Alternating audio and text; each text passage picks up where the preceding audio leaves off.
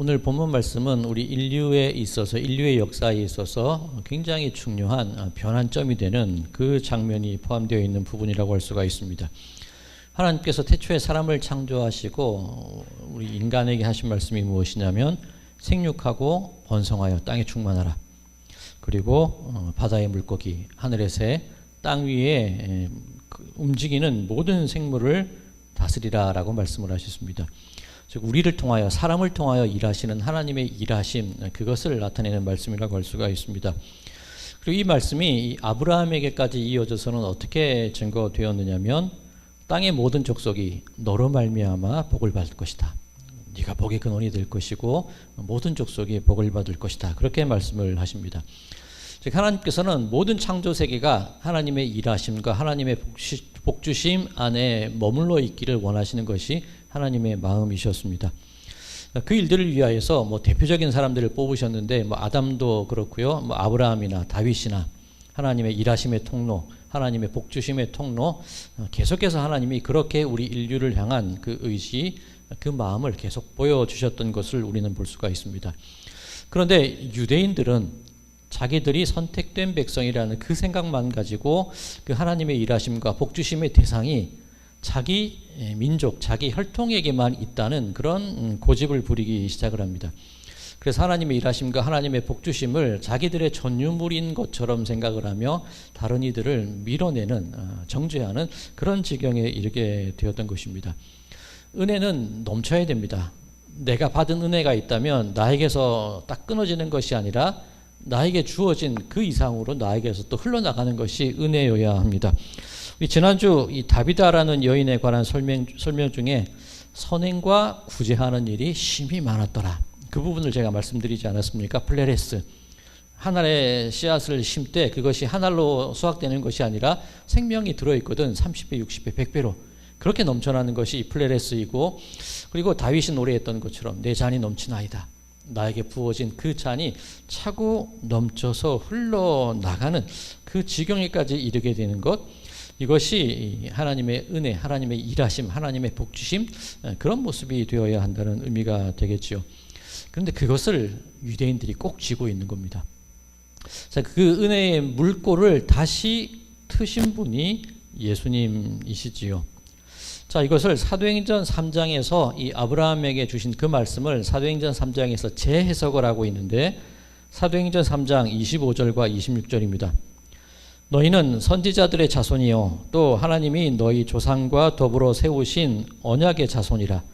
아브라함에게 이르시기를 땅 위에 모든 족속이 너의 씨로 말미암아 복을 받으리라 하셨으니 하나님이 그 종을 세워 복주시려고 너희에게 먼저 보내사 너희로 하여금 돌이켜 각각 그 악함을 버리게 하셨느니라. 자, 아브라함의 씨가 유대인들에게만 한정된 것이 아니라 그 씨가 먼저 너희 유대인들에게는 보내졌지만 너희들이 꼭 쥐고 있는 그 은혜의 물꼬에 그 악한 마음을 터놓기 위해서 그를 보냈다는 거죠. 그럼 하나님의 씨, 아브라함의 씨, 하나님께서 보낸 그 종은 누구냐면 바로 예수님이시게 되는 거죠. 자, 다윗도 마찬가지입니다. 다윗도 하나님께서도 다윗에게 똑같은 약속을 주셨습니다. 다윗이 성전을 짓고자 소망하는 마음이 있었으나 하나님이 허락하지 않으셨습니다. 그리고 너에게서 날 씨, 그 자가 나의 집을 지을 거야. 그리고 그 왕위를 내가 끊이지 않게 할 거야. 그렇게 약속을 주십니다. 유대인들은 그것을 솔로몬이라고 착각을 했지요. 그런데 솔로몬의 나라는 솔로몬 이후에 남북으로 나누어지게 되고 아수르와 바벨론에 의해서 멸망을 하게 됩니다. 자, 이 사무엘하 7장 12절 13절 말씀인데 하나님께서 다윗에게 주신 말씀입니다. 내 수완이 차서 내 조상들과 함께 누울 때에 내가 내 몸에서 날 내 씨를 내 뒤에 세워 그의 나라를 견고하게 하리라. 그는 내 이름을 위하여 집을 건축할 것이요 나는 그의 나라 왕위를 영원히 견고하게 하리라. 자, 이 씨 솔로몬이 아니라 예수님이시죠. 하나님께서 지으신다는 당신의 집은 교회를 의미하는 겁니다. 예수님께서 머리 되시는 교회. 그리고 영원한 왕위를 영원하게 하실 것이다. 유대인의 왕위가 아니라 예수 그리스도께서 통치하시는 하나님 나라, 그 영원한 나라를 의미하시는 것이겠지요. 자, 우리 지금 성경 전체 흐름을 보는 겁니다. 이처럼 하나님께서 태초부터 온 민족, 온 창조 세계를 향한 일하심과 복주심의 계획을, 소망을, 그 마음을, 바람을 가지고 계신 게 하나님이셨는데 번번이 그것을 막고 회방한 것이 사람이었다는 거죠. 예수님께서도 땅끝까지 이르러 내 증인이 되라 그렇게 분명히 말씀하셨는데 지금 유대 중심에 어쩌면 뭐 베드로라고 대표할 수도 있겠지만 나가지 못하고 있지 않습니까? 그것이 우리가 지난주까지 살펴봤던 그런 내용이었습니다. 그런데 이제 오늘 사도행전 10장에 이르러서 마침내 유대인의 벽, 그 고집의 벽, 그 모든 것을 자기들만 소유하였다는, 나만 선택되었다는 그 착각의 벽을 넘어서는 그 시작이 바로 오늘 사도행전 10장의 말씀이 되는 것입니다. 자, 우리 지난주 베드로가 다비다라는 여인을 살려내었었지요. 그 여인이 살던 마을 이름이, 동네 이름이 뭡니까? 욥바였습니다. 자, 우리 지난주에 읽었는데 제가 설명드리지 않은 부분이 있습니다. 사도행전 9장 43절, 제일 마지막 부분입니다. 사도행전 9장 43절. 베드로가 욥바에 여러 날 있어 시몬이라 하는 무두장이의 집에 머무니라. 자, 이렇게 끝이 나고 오늘 본문인 사도행전 10장 1절 다른 마을이 나타나게 되죠. 가이사랴에 고넬료라 하는 사람이 있으니 이달리아 부데라 하는 군대의 백부장이라. 자, 먼저 이 가이사랴라는 도시에 대해서 말씀을 드리면 헤롯 대왕에 의해서 건축된 항구 도시입니다. 이 가이사랴 빌립보와는 다른 곳입니다. 예수님께서 너희가 나를 누구라 그러냐 질문하신 그 국가는 다른 곳입니다. 이 헤롯 대왕이 어떻게 보면 어떤 계획된 항구 도시, 아주 유명한 항구 도시가 됐죠. 이 로마의 총독이 머물던 곳이 이곳입니다. 이 로마 지중해를 중심으로 많은 곳에 로마 군인을 파병하거나 이스라엘 지역으로 어떤 물자가 들어올 때 그것을 통과하는 그 항구가 바로 이 가이사랴라는 곳입니다. 총독이 머물러 있고 로마 군대가 주둔하는 장소가 이 바로 가이사랴라는 곳입니다. 그런데 고넬료를 설명할 때 이달리아 부데라는 군대의 백부장이라고 설명합니다. 자, 왜 그러냐면 이 로마가 많은 나라들을 정복하고 통치하지 않았습니까?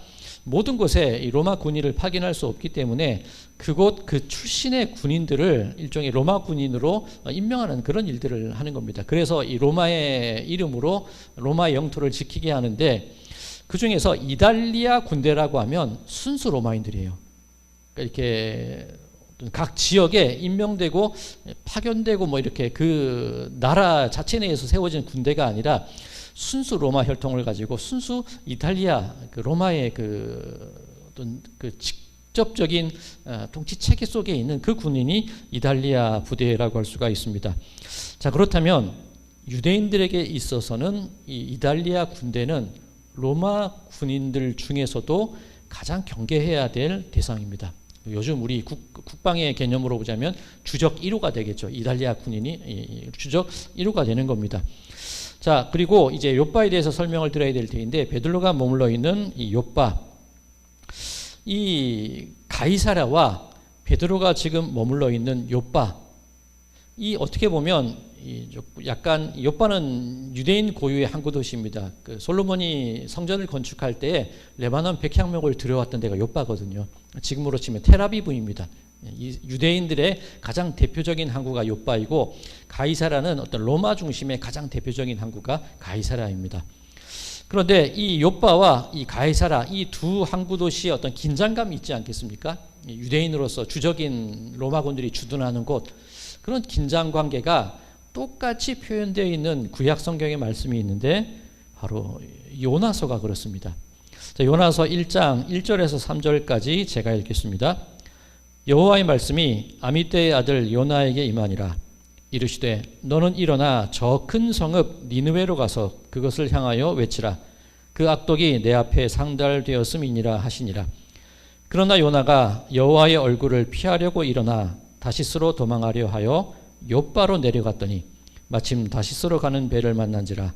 여호와의 얼굴을 피하여 그들과 함께 다시스로 가려고 배삭스를 주고 배에 올랐더라. 자, 이 어떤 긴장이냐면 요나가 살던 시대 그 당시 이스라엘의 주적 1호는 어느 나라냐면 아수르입니다. 그러면 아수르의 수도 니느웨는 지금 현재 베드로가 머물러 있는 요빠 그리고 가이사라에 머물고 있는 로마 군대 그런 긴장과 똑같은 구조인 거예요. 유대인들 이스라엘에게 있어서 요빠 이스라엘의 주요 항구이고 그 주적 1호 가장 어떤 치열한 경쟁이고 어떤 경계해야 될 대상이 아수르 니느웨에 있는 겁니다. 그 구조가 같다고 할 수가 있습니다. 그런데 하나님께서는 그 적국의 심장 니느웨로 가서 회개를 선포하라고 말씀을 하셨거든요. 근데 요나는 어떻습니까? 탐탁치 않아요. 저 나라를 멸망시키고 없애버려도 시원찮은데 왜 저기 가서 구원을 선포하고 저 사람들을 살려내냐는 겁니다. 욥바라는 도시가 의미하는 게 그겁니다. 내가 내 마음이 허락하는 가장 최대치입니다. 그죠? 이 유대 땅에서 욥바를 거쳐서 이 아수르로 올라가게 되거든요. 그러면 이 욥바라는 것은 내 마음이 허락하는 내가 갈 수 있는 내가 허용할 수 있는 최대 경계치가 욥바라는 거예요. 거기까지는 어떻게 순종하고 거기까지는 내가 갈 수는 있는데 그 이상은 가기 싫다는 것이 욥바입니다. 그러니 요나가 반대 방향 배를 타지 않습니까? 이를테면 욥바의 이미지가 그렇다는 겁니다. 자, 그렇다면 베드로에게 있어 욥바는 어떤 의미였을까? 지금 베드로가 욥바에서 다비다라는 여인을 살려내지 않았습니까? 그리고 그 다비다로부터 많은 과부들이 겉옷과 속옷을 받아서 생활하는 그런 도시가 욥바입니다. 그럼 욥바에서 베드로가 죽은 사람을 살렸고 그 다비다를 살렸고 그 다비다로 인하여서 많은 은혜를 받은 사람들이 있습니다. 그러면 그 베드로를 자기 집에 모시려는 얼마나 많은 사람들의 소망이 있었겠습니까? 사람 살리는 정말 대단한 예수님의 종이 오셨는데 기왕이면 우리 집에 머무시면서 우리 어려운 어떤 생활도 살펴주시고 내 아픈 것도 고쳐주시면 얼마나 좋아요. 그런데 하고 많은 그 집들 중에서 욥바에서 베드로는 무두장이 시몬의 집에서 머물렀던 것을 볼 수가 있습니다. 이게 베드로 마음 가운데에는 한계치라는 겁니다. 이 무두장이 시몬, 옛날 성경에는 피장이 시몬이라고 되어 있고 우리나라로 치면 백정, 가파치입니다. 짐승을 죽여서 그 죽은 짐승의 가죽을 다루는 일입니다. 우리나라에서도 백성과 가파치는 천민 중에서도 천민이고 유대도 마찬가지입니다. 그 죽은 짐승을 만지기 때문에 부정한 사람이고 그 부정한 사람이 살아가는 그 모든 생활 변경이 다 부정한 곳이에요. 근데 베드로가 스스로 생각하기를 나는 대단한 사람이지 않아요? 유대인인데 그리고 베드로 같은 경우에 그 굉장히 유대적인 생각이 강하지 않습니까? 그럼에도 불구하고 나는 저렇게 율법으로 부정하다 여기는 저 사람에게까지 나는 갈 수 있다. 그게 베드로의 마음이라는 거예요. 근데 한계치가 욥바에 있는 무두장이 시몬의 집이라는 겁니다. 근데 베드로 스스로 생각하기에는 굉장히 괜찮겠다, 뿌듯했겠죠. 내 마음은 넓어, 나는 자비로워, 저런 죄인과 저런 부정한 사람에게까지 나는 갈 수 있어. 근데 거기가 끝이라는 거죠. 그 이상은 나가지 못하는 그 욥바의 테두리, 욥바의 한계에 머물러 있는 것이 베드로의 모습이라는 겁니다. 자, 그럼 요나와 베드로는 똑같은 사람이에요. 왜 저기까지 가야 되냐는 거죠.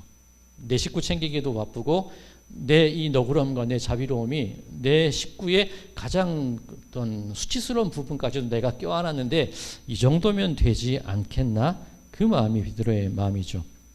달리 말하면 우리의 마음이 그렇다는 겁니다. 내가 여기까지는 이해할 수 있는데 내가 여기까지는 내 인내력을 발휘할 수 있는데 그게 바로 욥바에 머물러 있는 우리들의 모습이라는 거지요. 자, 그게 성악과를 먹은 결과입니다. 선과 악을 판단하는 기준이 나에게 있기 때문에 내가 정하는 그 테두리 밖은 악이 되고 내가 정하는 테두리 안은 선이 되는 거죠. 베드로가 기도할 때 환상을 보지 않습니까? 하늘에서 이 그릇이 보자기 같은 그릇 네 귀퉁이가 메어서 내려오는데 그 안에 부정한 짐승들이 있습니다. 율법에 의해서 먹지 못하는 짐승들이 그 안에 들어있는 거예요. 하늘에서 소리가 들립니다. 이것을 먹어라. 베드로가 말하기를 저는 경건하고 거룩한 사람이니까 저 못 먹습니다. 저 부정한 거 못 먹습니다. 먹어라. 못 먹습니다. 먹어라. 못 먹습니다. 그런 실갱이가 3번이나 반복이 됩니다. 베드로가 워낙 아둔한 것 같아요. 예수님을 부인할 것도 3번이었고 예수님께서 네가 나를 사랑하느냐? 그 질문과 대답도 3번이었죠. 아마 베드로의 마음이 이렇게 한 번에는 뚫리지 않는 그런 사람이, 그런 고집스러운 사람이 베드로였던 것 같습니다. 그런데 그 환상 가운데 들려진 음성이 뭐냐면, 내가 거룩하다 한 것을 더 이상 부정하다고 아니하는 것을 네가 거룩하다고 하니? 그런데도 베드로는 끝까지 안 먹겠다는 거예요. 달리 말하면 하나님까지라도 이겨먹으려는 마음이 베드로의 마음 가운데 있는 겁니다. 우리 마음 아닙니까? 선악과가 내 속에 있기 때문에 내가 맞다는데 하나님이 괜찮다는 건 내가 아니라는데 그게 무슨 상관이냐는 거죠. 그런 마음이 베드로의 마음, 요나의 마음, 우리들의 마음이라는 겁니다. 자, 그러면 이 사도행전 10장 오늘 본문 말씀을 통하여서 우리가 알 수 있는, 우리가 배워야 할 신앙의 교훈이 무엇일까? 지금까지 말씀드린 내용만을 정리하자면 뻔하죠. 내 고집을 버려라. 내가 믿음 좋다는 생각을 버려라. 하나님마저도 이겨먹으려는 고집불통 내 그런 그 교만의 마음들, 그 고집스러운 내 마음들, 나만 옳다는 그 마음을 버려라. 그게 교훈일 수도 있습니다. 그런데 오늘 사도행전 10장이 말씀하시는 가장 중요한 교훈은 다른 곳에 있다고 생각이 듭니다. 자, 가장 중요한 교훈이 무엇이냐면요, 제가 이 성경 2군데를 읽을 텐데 한번 가만히 들어보시기 바랍니다. 이미 읽었던 말씀이긴 한데 오늘 본문 사도행전 10장 1절에서 5절까지 제가 읽겠습니다. 가만히 들어보시기 바랍니다. 가이사랴에 고넬료라 하는 사람이 있으니 이달리아 부데라 하는 군대의 백부장이라. 그가 경건하여 온 집안과 더불어 하나님을 경외하며 백성을 많이 구제하고 하나님께 항상 기도하더니, 하루는 제9시쯤 되어 환상 중에 밝히 봄에 하나님의 사자가 들어와 이르되 고넬료야 하니, 고넬료가 주목하여 보고 두려워 이르되 주여 무슨 일이니이까? 천사가 이르되 내 기도와 구제가 하나님 앞에 상달되어 기억하신 바가 되었으니 내가 지금 사람들을 요바에 보내어 베드로라 하는 시몬을 청하라. 자, 이 말씀 잠깐 기억해 두시고요. 제가 요나서 1장 1절과 2절 읽겠습니다. 여호와의 말씀이 아미떼의 아들 요나에게 임하니라. 이르시되 너는 일어나 저 큰 성읍 니느웨로 가서 그것을 향하여 외치라. 그 악독이 내 앞에 상달되었음이니라 하시니라. 자, 고넬료의 경우는 무엇이 상달되었습니까? 그의 구제와 기도가 하나님께 상달되었습니다. 그런데 이 니느웨 같은 경우는 어떻습니까? 그 악독이 하나님께 상달되었다고 되어 있습니다. 자, 우리 마음 가운데 생각하는 게 권선징악이에요. 선한 사람은 복받고 악한 사람은 벌받는 것, 그게 마땅하다고 생각을 합니다. 자, 그런데 지금 비교한 두 말씀을 보면 하나님의 은혜는, 하나님의 구원의 대상은 선한 사람이든 악한 사람이든 그 사람이 어떠냐, 그 사람의 어떤 상태에 따라서 하나님의 은혜가 주어지느냐 주어지지 않느냐, 그게 아니라는 거예요. 하나님께서 누구에게라도 구원하고자 하시는 의지를 가지고 계시다면 그 사람에게 은혜를 베풀어 주시는 것이 하나님이시라는 겁니다. 니느웨 성읍, 사람이 걸어서 사흘길을 가야 할 만큼 넓은 성읍입니다. 그런데 요나가 하루길만 가서 회개를 선포하지요. 건성건성 이랬다는 겁니다. 이제 하기 싫다는 겁니다. 그런데 백성들이 그 요나의 얘기를 듣고 베옷을 입고 금식을 하고 회개를 하기 시작하죠. 이 베옷이라는 것 그냥 푸대자루라고 말씀드렸죠. 그리고 왕이 그 소식을 듣고 왕도 참여를 해요. 그리고 왕이 선포하기를 짐승이라도, 소나 양이라도 금식시키라는 겁니다. 그 니느웨 성읍에 큰 회개의 물결이 일어났던 것을 볼 수가 있습니다. 자, 순서를 한번 따져볼까요? 회개에서 하나님이 구원해 주셨습니까? 아니면 저들을 구원하고자 하는 하나님의 의지가 먼저입니까? 저들을 구원하고자 하는 하나님의 의지가 있으셨기 때문에 요나를 보낸 거 아닙니까? 그러니 하나님의 의지가 있으시니까 사흘 길을 선포해야 될 걸 하루만 선포해도 그 성읍 안에 큰 변화가 일어난 겁니다.